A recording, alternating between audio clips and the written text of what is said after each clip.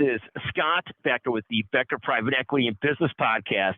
Today's discussion is Amazon is on a roll. And so we'll see if this continues, because Amazon's second quarter earnings are going to come out very shortly.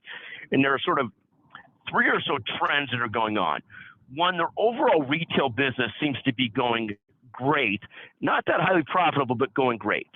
The cloud business, which is a huge part of their profitability, seems to be going okay, but slowing growth in the cloud business, and Microsoft seeing the same thing, and Google seeing the same thing. And this is a problem for these huge behemoths that have bet so heavily on the cloud.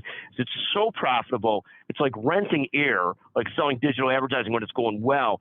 And so this slowing down of that does have a big impact on the potential long-term valuation of these companies. I mean, of course, Amazon still is up about 60% year to date. The third issue is Amazon is getting heavily and more heavily into the ad sales business, sort of the digital search business like Google's in. And that, of course, has been just a profit-making business like no other, this selling digital search, digital ads. And Amazon, like Netflix, has these great platforms where they're trying to get more heavily into that and using their platforms to sell advertising. So Amazon's small increases in that business can go right to Amazon's bottom line. So a huge positive for them. And from the behemoths in the business, the Googles and so forth, it's just a small cuts, small deaths by 1,000 cuts of people going after that. Well, Google and Facebook continue to just dominate the category.